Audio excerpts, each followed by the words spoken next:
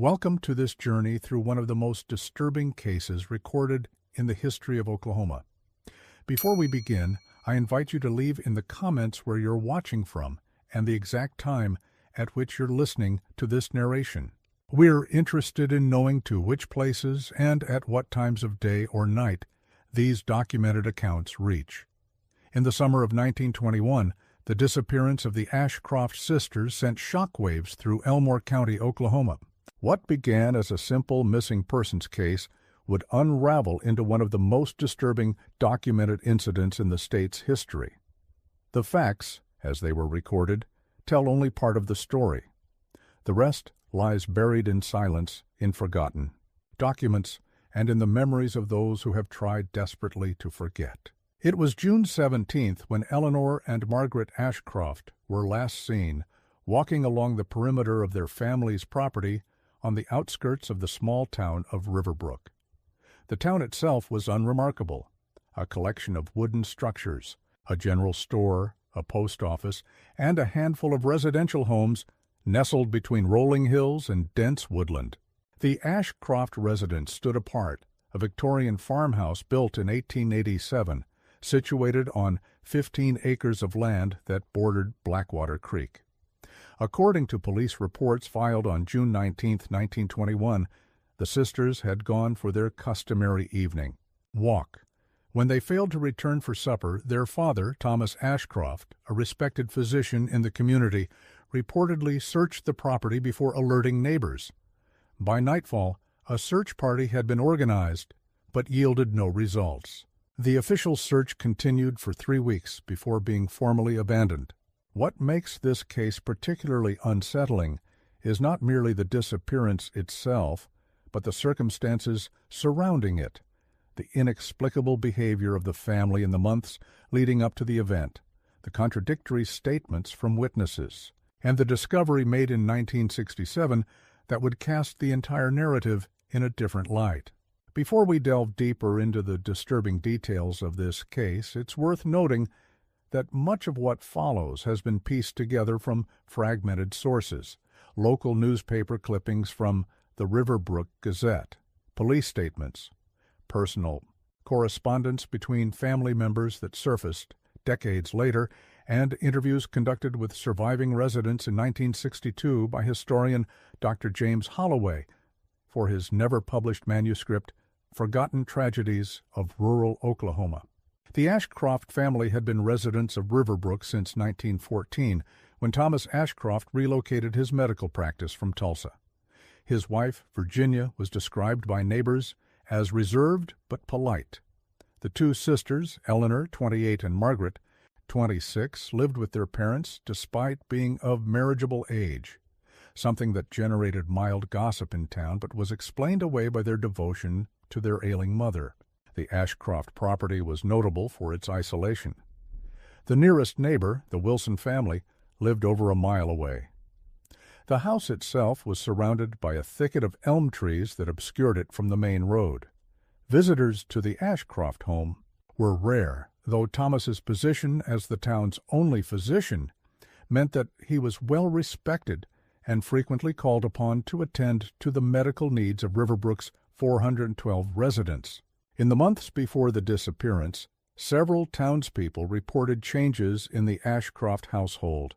Virginia, who had occasionally attended church services at the Riverbrook Methodist Church, stopped appearing altogether. Thomas began closing his practice early on Thursdays and Fridays without explanation.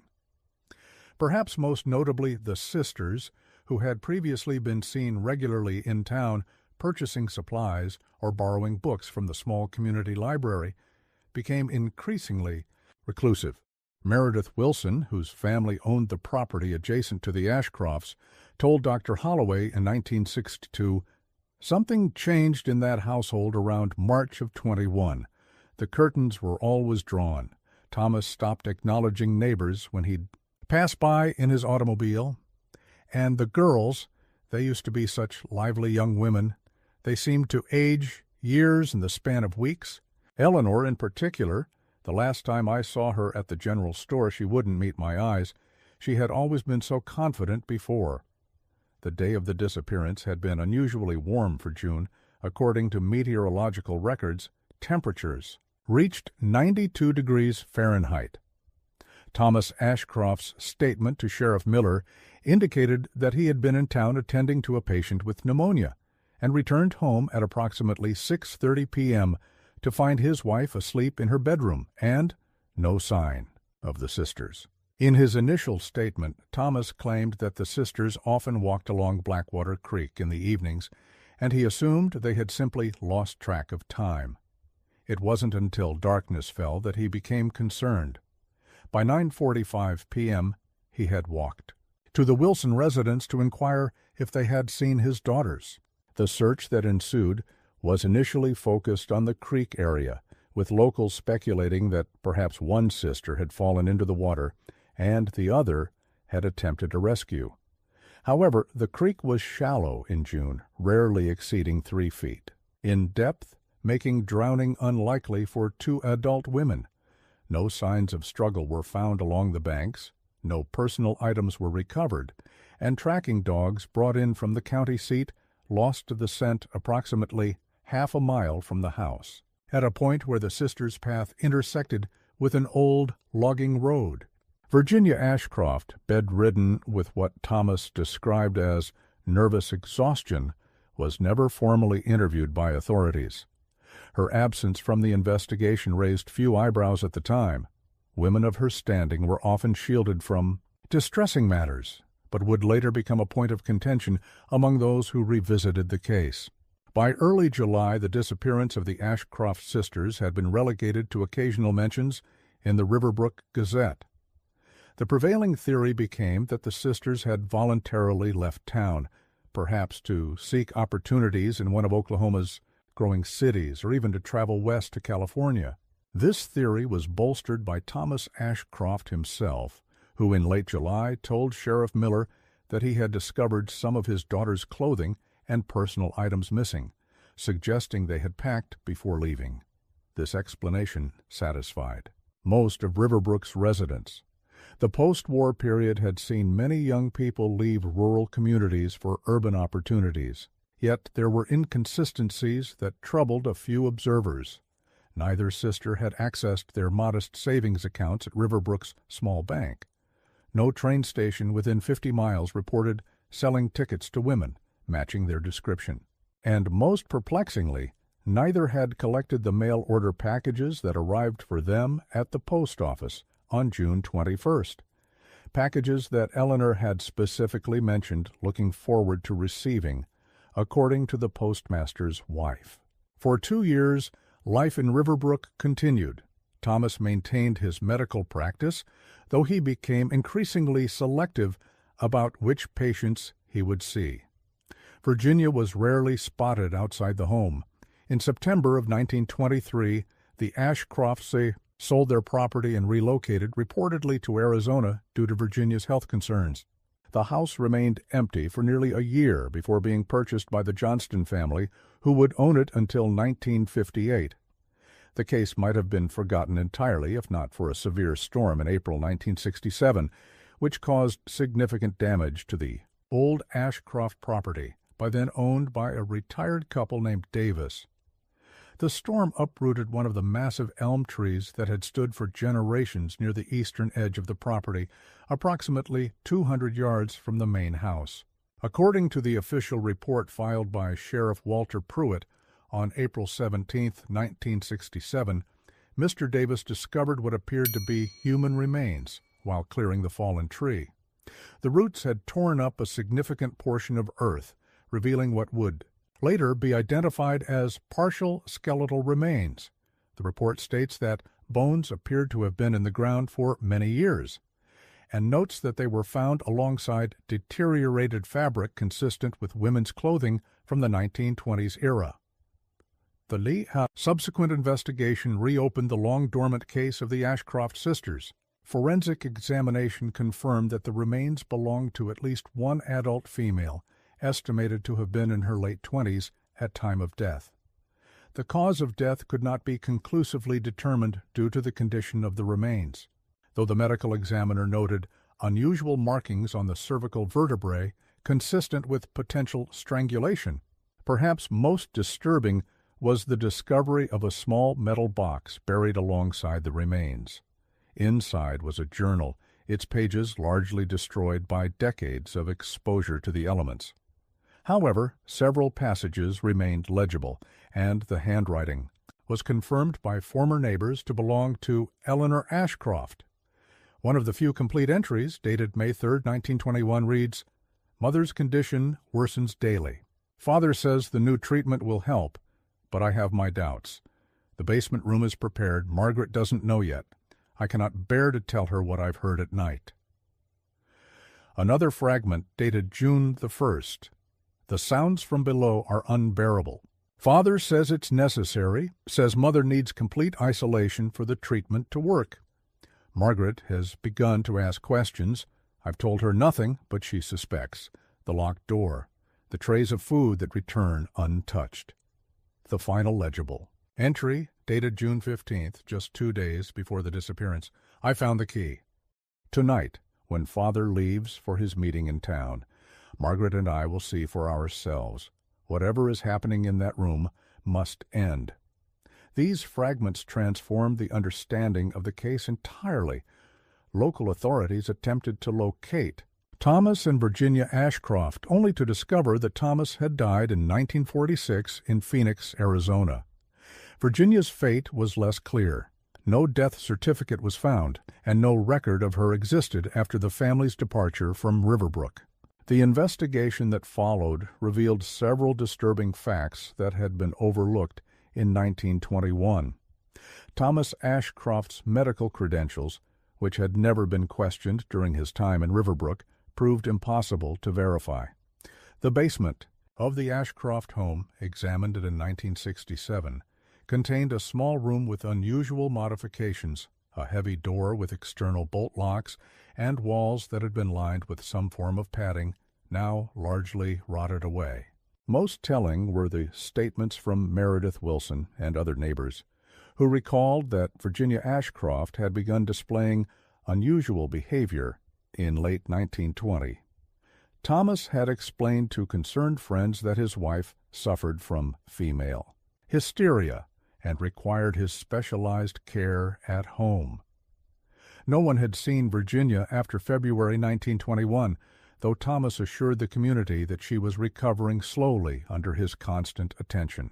Harold Jenkins, who had worked briefly as an assistant in Thomas's medical practice in early 1921, provided a telling statement to investigators in 1967. Dr. Ashcroft was very secretive about his wife's condition. He mixed strange compounds in the back room, things I'd never seen used in standard medical practice. Once I heard sounds from the doctor's bag, like glass vials clinking together, and he became very agitated when I mentioned it. He dismissed me the following week with no explanation. The investigation could not conclusively determine whether the remains found belonged to Eleanor or Margaret Ashcroft, nor could it locate the remains of the second sister.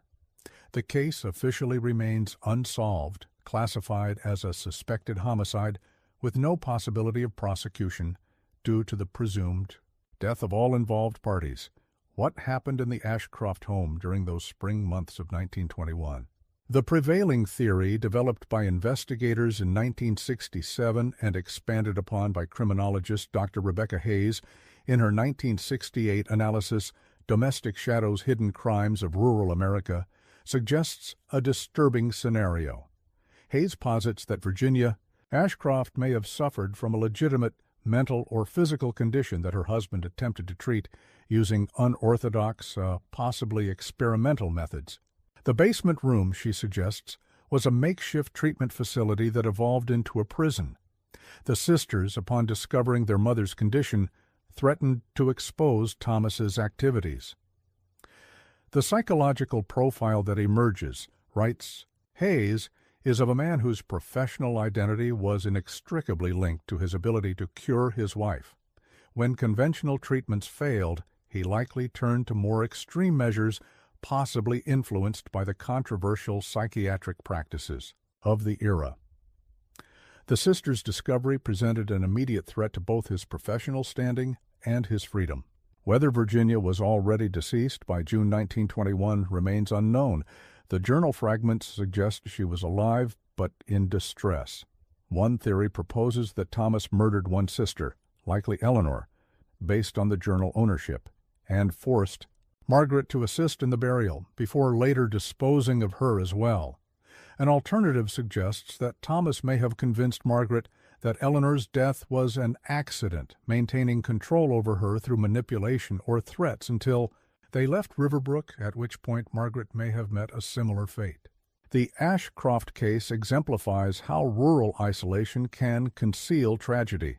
In a small community where a doctor's word was rarely questioned, where women's nervous conditions were accepted without scrutiny, and where the disappearance of adult women could be explained away as voluntary departure, the truth remained buried, quite literally, for decades.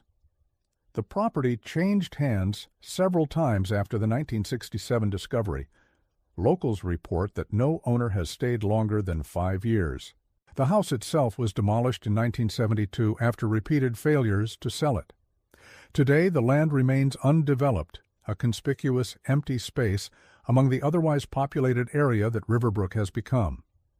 In 1969, a memorial stone was placed in Riverbrook Cemetery for Eleanor and Margaret Ashcroft, though no remains are interred there. Local residents occasionally leave flowers, a belated acknowledgement of the community's failure to protect two of its own.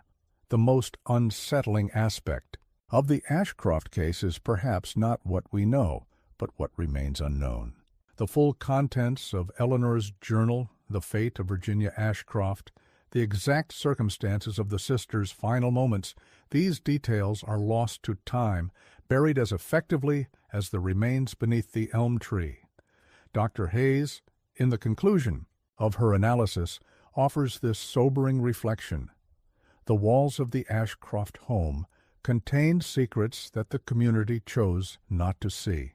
This willful blindness, this collective agreement to accept the simplest explanation rather than confront the possibility of horror occurring in their midst, enabled Thomas Ashcroft to literally get away with murder.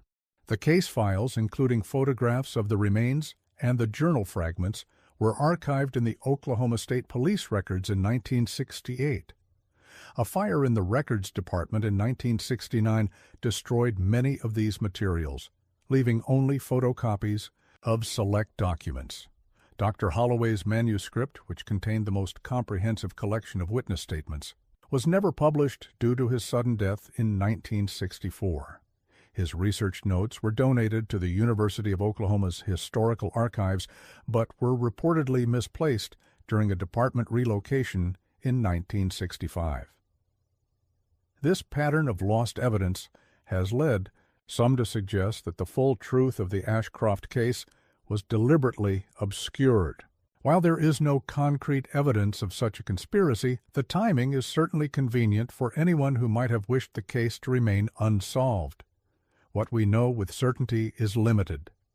2 women vanished in 1921. Human remains were discovered in 1967. A journal suggested troubling circumstances within the Ashcroft household. And a doctor with questionable credentials created a prison within his home for at least one family member. The town of Riverbrook has since been absorbed into the expanding boundaries of a larger neighboring city. Few residents today know the story of the Ashcroft sisters. The elm trees that once surrounded the property have mostly been cleared for development, though locals claim that one particular section remains persistently undeveloped due to construction complications. In 1968, an elderly woman appeared at the Riverbrook Cemetery, placing flowers at the newly installed memorial stone. When approached by the groundskeeper, she identified herself only as a former friend of the Ashcroft family. She was described as well-dressed, with a noticeable tremor in her right hand.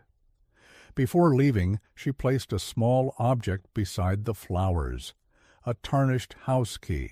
The groundskeeper, finding this behavior unusual, noted the woman's license plate and reported it to Sheriff Pruitt, who discovered the car was registered to a Margaret Johnson of Amarillo, Texas. Investigators traveled to the address listed, but found the house vacant. Neighbors reported that an elderly woman had indeed lived there briefly, but had moved out suddenly the previous week, leaving no forwarding address. The investigation into whether this woman might have been Margaret Ashcroft, somehow having survived the events of 1921, was never concluded, as resources were diverted to more pressing cases. The possibility that Margaret Ashcroft survived, perhaps coerced into assuming a new identity and living with the knowledge of what happened to her sister and mother, adds another layer of horror to an already disturbing case. If she was indeed the woman at the cemetery, what prompted her to return after nearly 50 years of silence? And why did she disappear again so quickly? In the absence of definitive answers, the Ashcroft case has become a cautionary tale about the darkness that can exist behind respectable facades. Thomas Ashcroft, by all accounts, was a trusted figure in Riverbrook, a physician who held the community's health in his hands. That such a man could potentially orchestrate the imprisonment and likely murder of his own family members while maintaining his standing in society speaks to the dangerous power of authority and isolation. The house itself, according to those who lived there after the Ashcrofts, always felt wrong. Martha Johnston, who resided there from 1924 to 1958, told investigators in 1967 that certain areas of the house, particularly the basement and the eastern side of the property, felt inexplicably cold, even in summer. She described persistent nightmares during her first years in the house, often featuring a woman standing silently at the foot of her bed. While such accounts might be dismissed as the product of suggestion after learning the property's history, the consistency of such reports across multiple residents is notable. The Davis family, who discovered the remains, had already planned to sell the property before the discovery, citing an oppressive atmosphere that had affected their sleep and general well-being since moving in. The elm tree that concealed Eleanor Ashcroft's remains for 46 years was estimated to be approximately 40 years old when it fell, suggesting it had been planted shortly after the burial, perhaps a deliberate attempt by Thomas to mark or obscure the site. The location, relatively distant from the house but still within the property boundaries, indicates premeditation rather than panic. The shallow depth of the burial suggests haste, but the inclusion of the journal, which directly implicated Thomas, remains puzzling. Was it oversight? Or did Thomas believe the journal's degradation would be complete long before discovery, if discovery ever occurred? The most complete theory of events, as reconstructed by Dr. Hayes and supplemented by Sheriff Pruitt's investigation, suggests the following timeline. Virginia Ashcroft began exhibiting symptoms of an unidentified condition in late 1920. Thomas, perhaps out of genuine concern initially, began treating her at home. As her condition deteriorated, or as his treatments caused further harm, he converted the basement room into a confinement space, effectively imprisoning his wife under the guise of medical necessity. The sisters, initially accepting their father's explanation, grew suspicious as months passed with no improvement in their mother's condition. Eleanor discovered evidence of questionable treatments, or perhaps confirmed that Virginia was being mistreated. She documented her concerns in her journal and planned with Margaret to investigate further in Thomas's absence. On or around June 17, 1921, the sisters likely confronted their father with what they had discovered. The confrontation turned violent, resulting in Eleanor's death. Whether intentional or accidental is unknown. Thomas buried her body on the property and convinced or coerced Margaret into compliance, possibly by threatening her with a similar fate or by manipulating her into believing she was complicit in her sister's death. For the next 2 years, Thomas maintained appearances in Riverbrook while keeping Margaret under his control. Virginia either died from her condition, from Thomas's treatments, or was killed to eliminate a witness. When Thomas sold the property in 1923, he likely disposed of any remaining evidence and relocated with Margaret, who either escaped at some point to establish a new identity or remained under his influence until his death in 1946. This reconstruction, while plausible, cannot account for all the gaps in the evidence. The fate of Virginia's body, the exact circumstances of Eleanor's death, and Margaret's subsequent life or death remain speculative. What this case demonstrates, beyond its immediate horror, is how vulnerable women were in early 20th century, rural America. Without financial independence, with limited social support systems, and with medical authority concentrated in men like Thomas Ashcroft, women like Virginia, Eleanor, and Margaret had few protections against domestic tyranny. Their community, while not malicious, failed them through its unwillingness to look too closely at troubling signs. The Ashcroft case is not unique in this regard.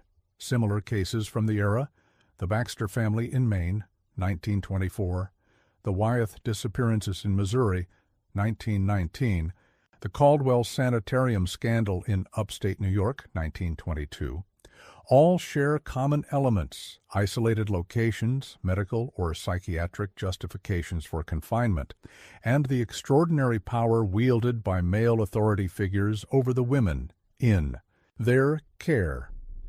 What distinguishes the Ashcroft case is the tantalizing possibility that one sister may have survived, carrying the burden of knowledge for decades before making one brief, cryptic appearance at her sister's memorial.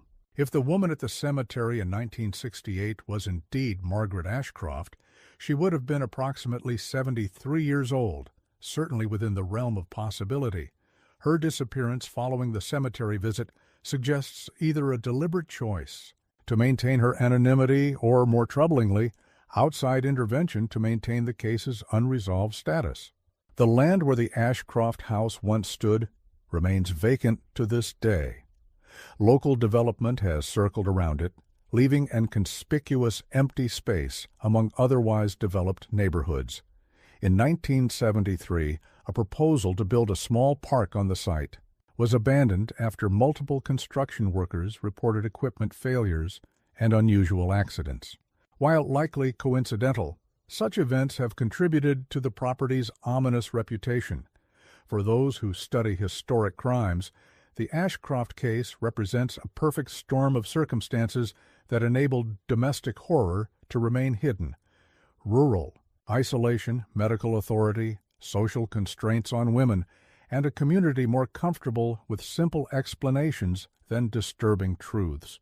As Dr. Hayes noted in her final assessment of the case, what happened to the Ashcroft women wasn't just a failure of one man's humanity, but a failure of an entire social system.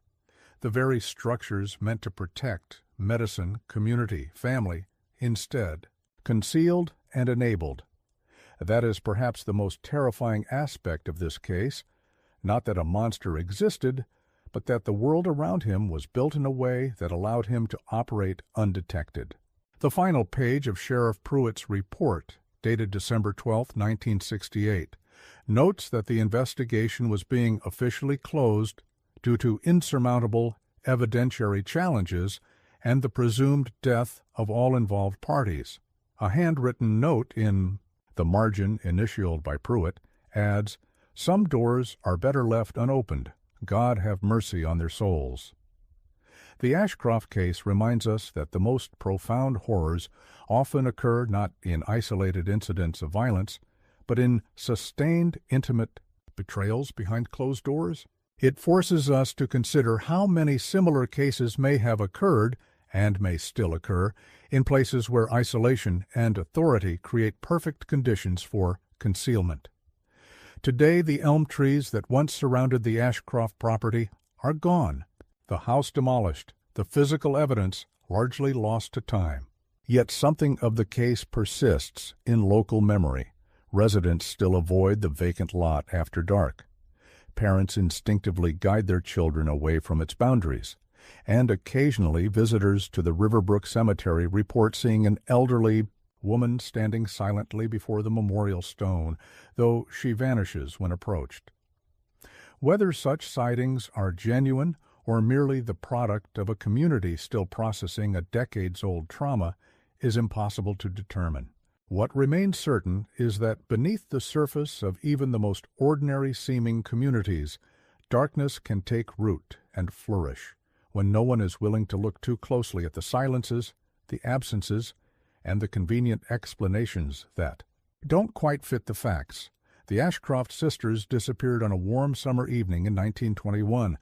One was found, decades later, beneath an elm tree planted to conceal her grave.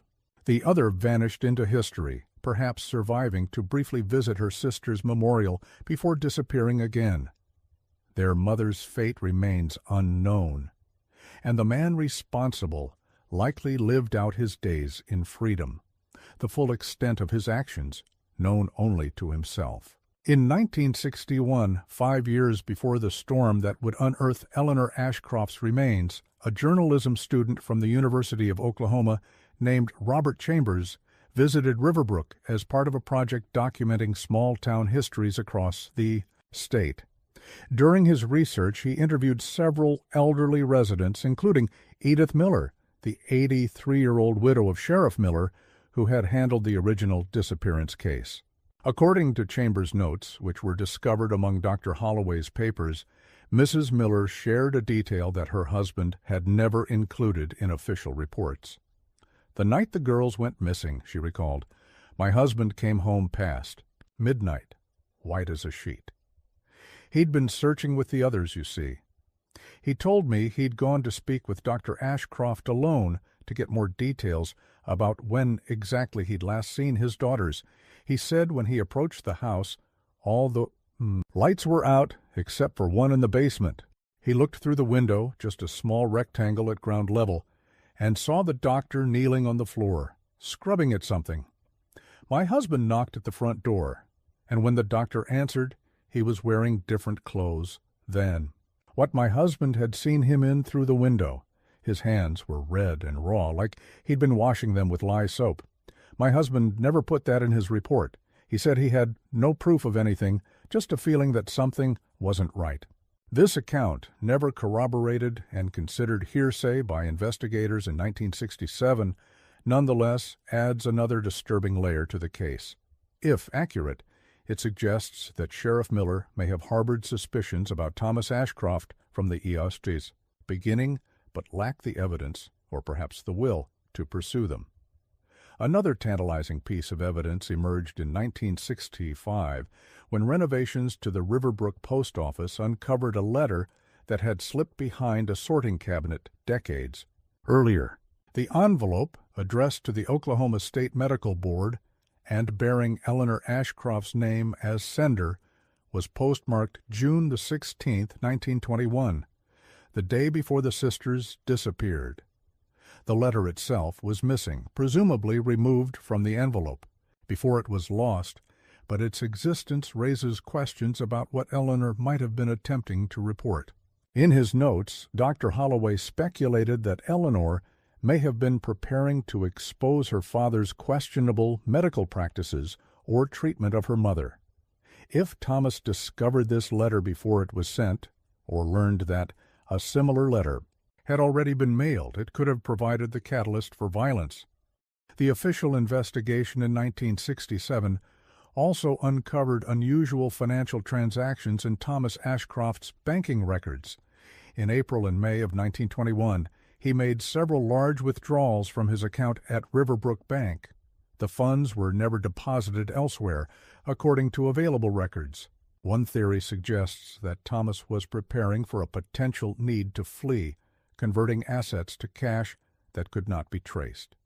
Another possibility is that the money was used to purchase supplies or equipment related to his wife's treatment, items that he would not want to be associated with his medical practice. Further complicating the picture is a statement provided by Joseph Blackwood, a former railroad worker who had been employed at the Milford Junction station approximately 20 miles from Riverbrook. Interviewed in 1967, the elderly Blackwood recalled a man matching Thomas Ashcroft's description arriving at the station in late June 1921 with a woman who appeared to be sedated or ill. She could barely stand, Blackwood told investigators. The man said she was his sister suffering from tuberculosis, and they were traveling to a sanitarium in Colorado. I remember thinking it was strange because he kept his hand on her arm. The whole time, and whenever anyone approached, he would move between them and the woman like he was shielding her or preventing her from speaking. If this account is accurate, it raises the possibility that Margaret Ashcroft did not disappear at the same time or in the same manner as her sister. Perhaps Thomas, after killing Eleanor, forced Margaret to accompany him on a journey intended to establish the narrative that both sisters had left town voluntarily. What happened to Margaret after this sighting remains unknown, but it suggests that her fate may have differed from Eleanor's immediate burial on the property. Another significant development occurred in March 1968 when investigators located Irene Foster, a former nurse who had worked briefly at a private sanitarium in Flagstaff, Arizona, in 1923. Foster reported that a doctor matching Thomas Ashcroft's description had admitted a female patient in November of that year. The patient, whose name Foster recalled as Margaret Johnson, was described as catatonic and suffering from severe melancholia.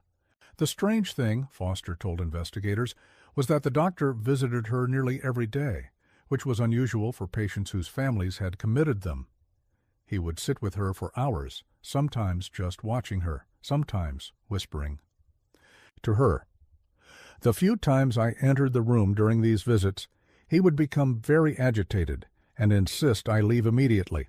After about 2 months, he stopped coming, and shortly after that, the woman was transferred to another facility. I never knew where she went. This account suggests the possibility that Margaret survived for at least 2 years after the disappearance, perhaps held in a state of psychological captivity by her father. If Margaret Johnson was indeed Margaret Ashcroft, and if she was later the same Margaret Johnson who visited the cemetery in 1968, it would mean she had somehow escaped her father's control and established an independent life, but had never revealed the truth about what happened to her family. The transfer records from the Flagstaff Sanitarium were destroyed in a fire in 1937, leaving this lead impossible to verify completely. However, investigators did confirm that a Thomas Johnson, matching Ashcroft's general description, had practiced medicine briefly in Flagstaff in 1923 before relocating to Phoenix in 1924. Another account that adds to the complexity of the case comes from Richard Davis, the man who discovered the remains in 1967. In a supplementary interview conducted in 1968, Davis mentioned something he had initially forgotten. When he and his wife first moved into the house in 1965, they found a small glass vial hidden in a recess behind a loose brick in the basement. The vial contained a clear liquid that had mostly evaporated over time, leaving a crystalline residue. Thinking nothing of it, Davis had discarded the vial. In retrospect, he wondered if it might have been related to the treatments Thomas Ashcroft administered to his wife. Forensic chemists consulted by investigators suggested that based on the description of the residue, the substance might have been a solution of morphine or another opiate, commonly used in the era to calm patients with supposed psychiatric conditions. Alternatively, it could have been one of several experimental compounds that were being explored in psychiatric treatment during the early 1920s, many of which were later determined to be harmful. This finding lends credence to the theory that Thomas was indeed medicating, perhaps over-medicating Virginia, possibly causing or exacerbating the very condition he claimed to be treating. The concealment of the vial suggests he was aware that his methods would not withstand scrutiny from other medical professionals.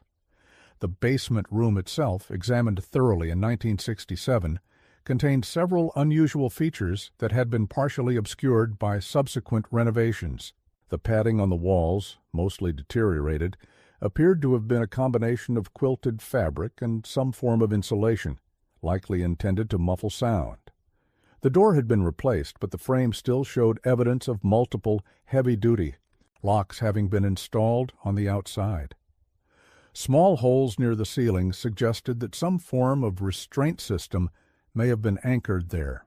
The concrete floor, when partially removed during the investigation, revealed dark stains that forensic analysis identified as likely blood, though the age of the stains made more specific identification impossible. These details paint a disturbing picture of a space designed not merely for isolation, but for forcible confinement, a prison cell disguised as a treatment room. Whether its primary occupant was Virginia, as Eleanor's journal suggests, or whether it later held one or both of the sisters, remains speculative. In October 1968, a final piece of the puzzle emerged when an antique dealer in Phoenix contacted Oklahoma authorities. The dealer had purchased the contents of a storage unit that had been abandoned after its renter, a Thomas Johnson, had died in 1946. Among the items was a leather medical bag containing several journals. One of these, dating from 1920 to 1923, appeared to be a treatment log for a patient identified only as V.A. The entries described an unspecified nervous condition that progressively worsened despite, or perhaps because of, the treatments administered. Early entries show a clinical detachment, but as the journal progresses, the writing becomes more erratic, with passages suggesting that the doctor viewed his patient's condition as a personal affront to his medical abilities. The final entries, dated May 1921, contain disturbing statements such as, "Patient resists all conventional treatments, more aggressive approach necessary, complete isolation, and advanced therapeutic regimen to begin tomorrow. Will not be defeated by her weakness." The journal contained no entries about Eleanor or Margaret directly, though several passages alluded to interference and misguided sympathies that were hampering the treatment process. The final page contained a single sentence, dated June 18, 1921. "All obstacles removed. Treatment can now proceed without interruption." Handwriting analysis confirmed that the journal was written by the same hand that had signed Thomas Ashcroft's statements to Sheriff Miller in 1921.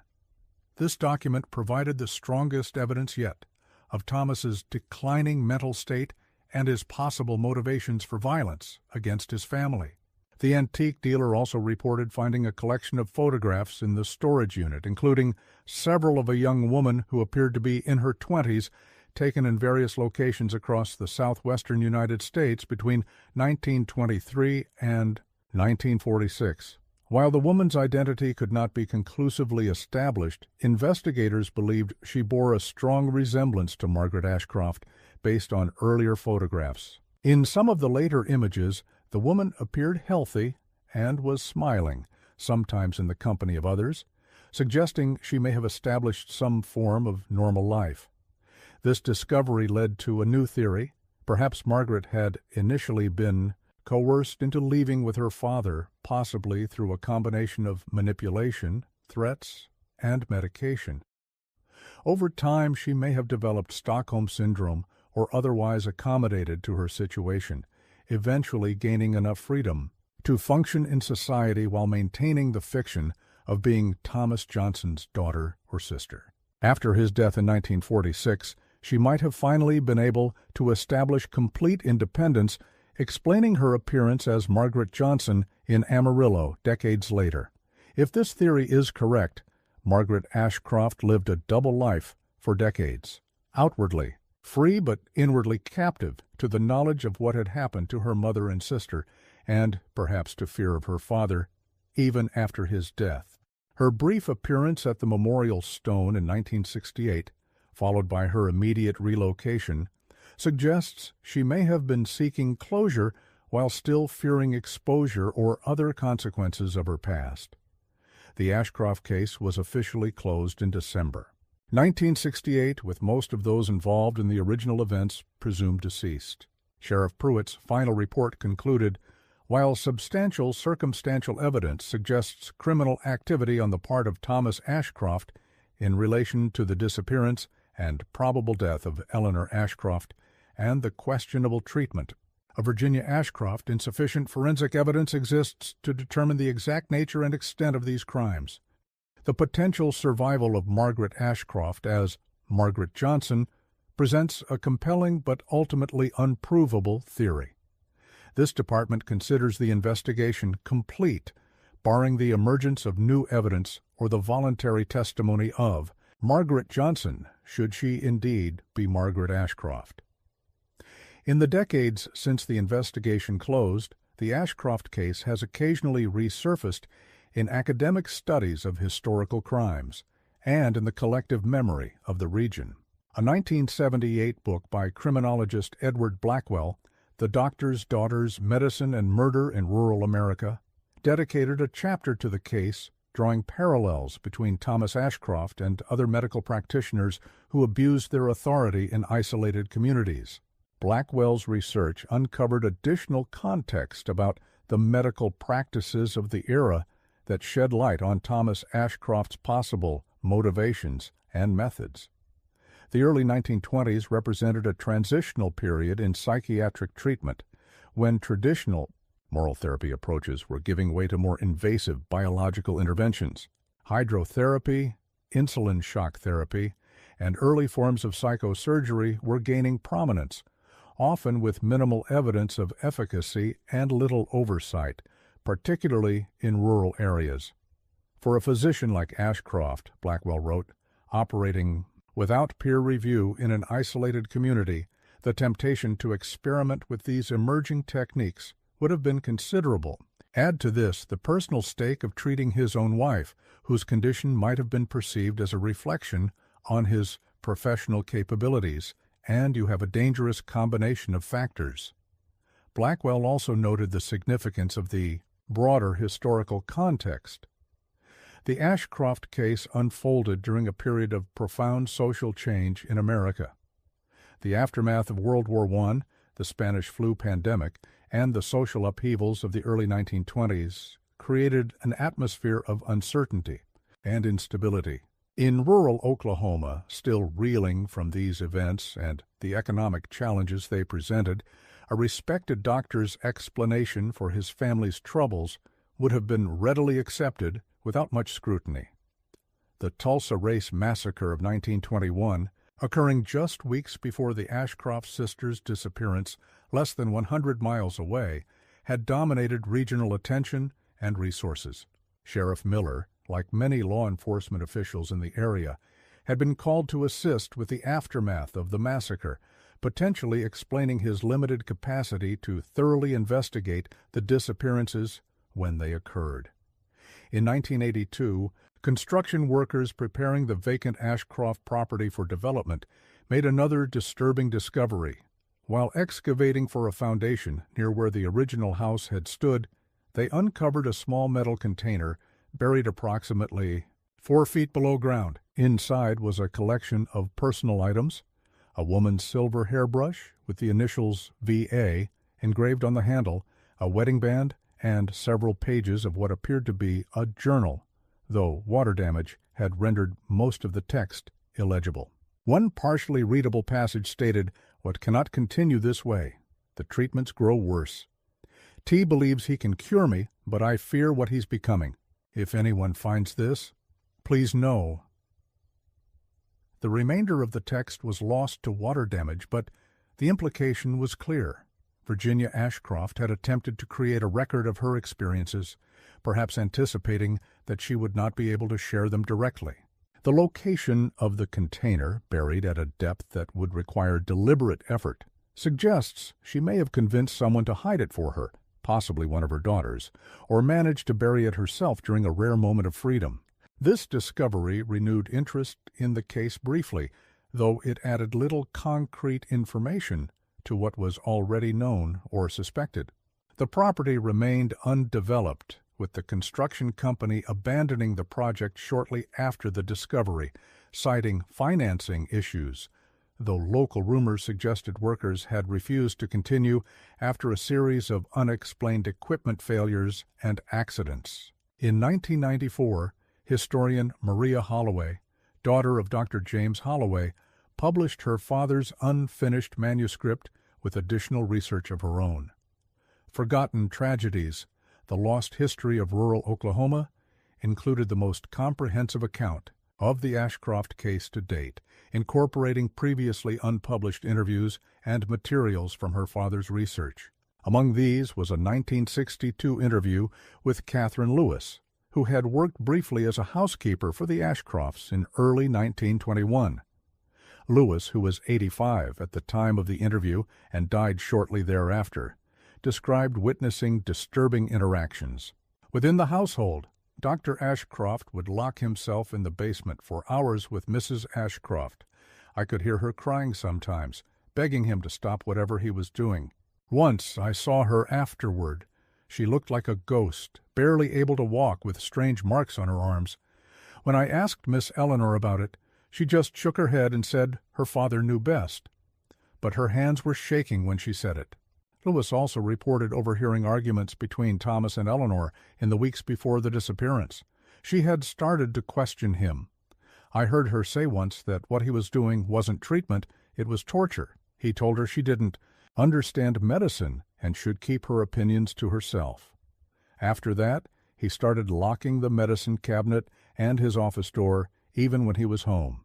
This account supports the theory that Eleanor had grown increasingly concerned about her mother's treatment and was contemplating some form of intervention.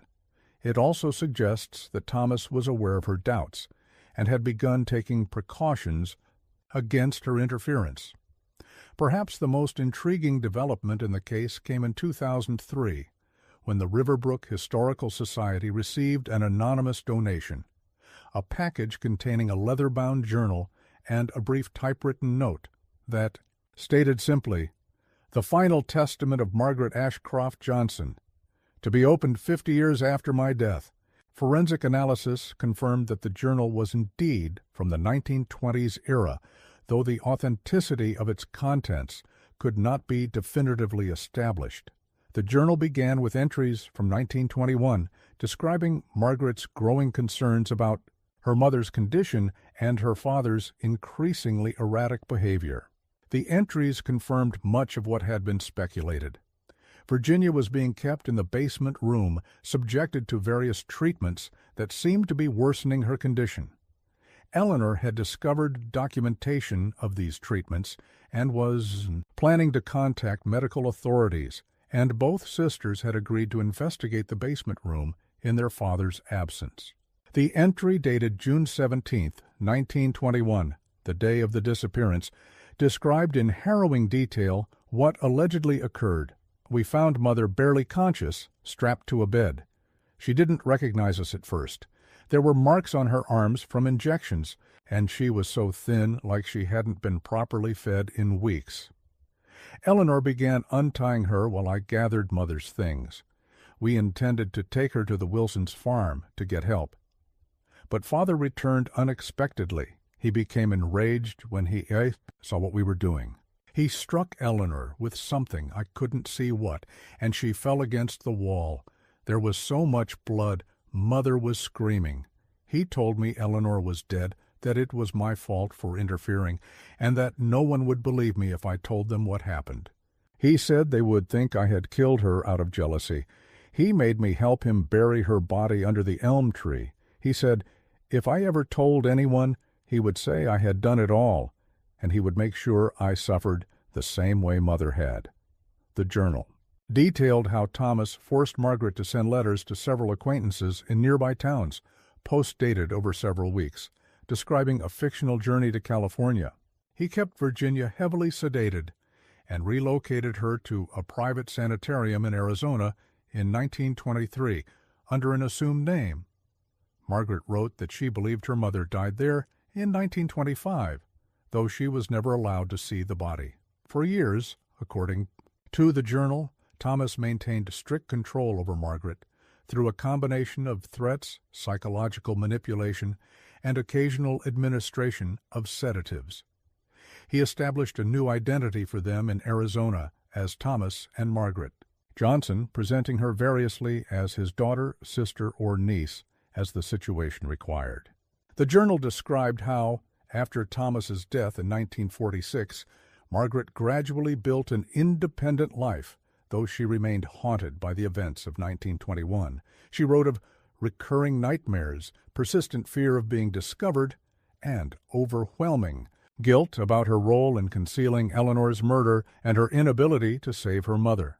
The final entries, dated 1968, described Margaret's decision to visit the memorial stone in Riverbrook after learning about it through a newspaper article. She wrote of placing the house key beside the flowers, the key to the basement room that had been the catalyst for the tragedy, as a symbolic gesture of closure. After being spotted at the cemetery, she relocated to avoid questioning, ultimately settling in a small town in New Mexico under yet another name. The journal's final page contained a passage that read, "I have carried this burden for nearly 50 years. I was too young, too afraid to stand against my father when it mattered. By the time I found the courage, it was too late for Eleanor and Mother. I have lived with their ghosts every day since. I leave this record not to excuse my complicity, but to give them the justice they were denied in life. May God forgive me for my silence. Eleanor, Mother, I am sorry." The authenticity of this journal cannot be conclusively verified, and some researchers have suggested it may be an elaborate hoax. However, handwriting analysis showed similarities. To the few known samples of Margaret Ashcroft's writing from before 1921, and certain details in the account align with evidence that was not publicly available, lending credence to its possible authenticity. If genuine, the journal provides the most complete account of what happened to the Ashcroft women, and confirms many of the theories developed by investigators in the 1960s. It portrays Thomas Ashcroft not as a calculating monster, but as a man whose professional arrogance and inability to accept failure led him down an increasingly dark path, ultimately resulting in the destruction of his entire family. The journal also offers insight into how Margaret survived psychologically by compartmentalizing her traumatic experiences and eventually creating a new identity separate from her past.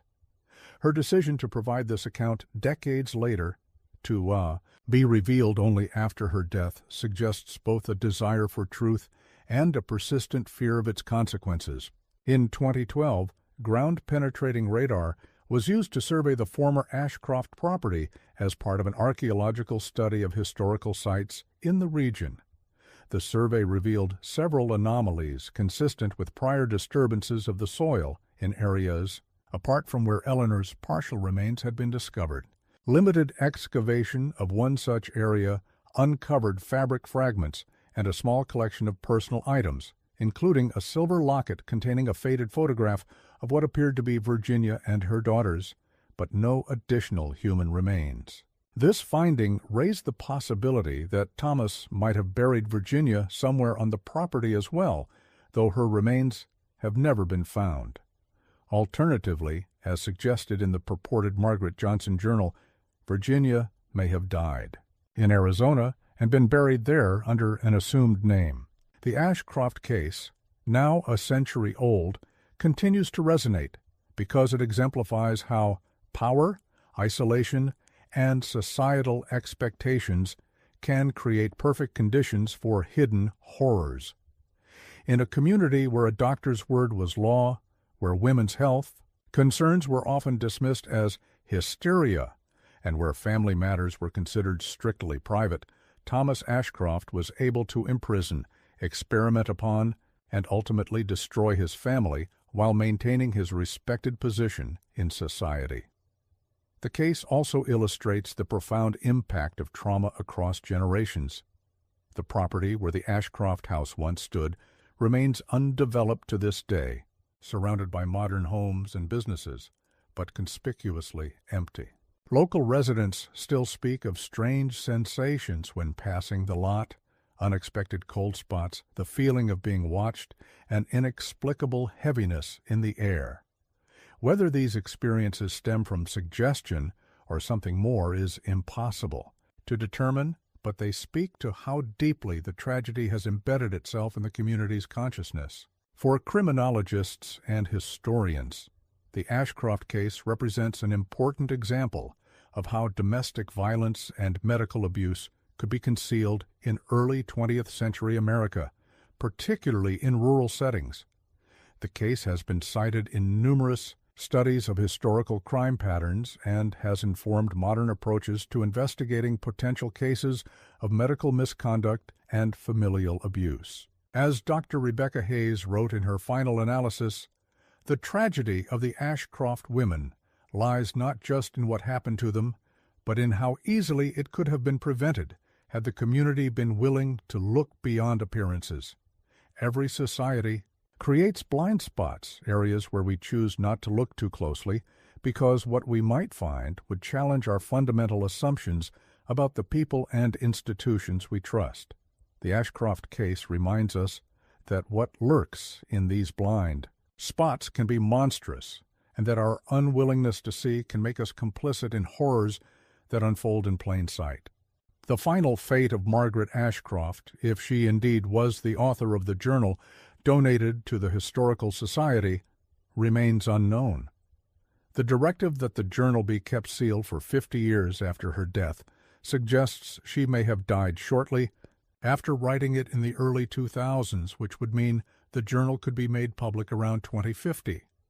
Whether this instruction will be honored or whether further investigation might reveal more about her later life remains to be seen.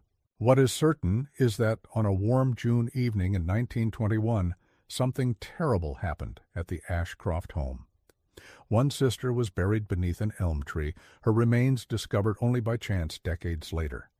The other disappeared into history, perhaps, carrying the burden of knowledge and complicity throughout a long life of hiding.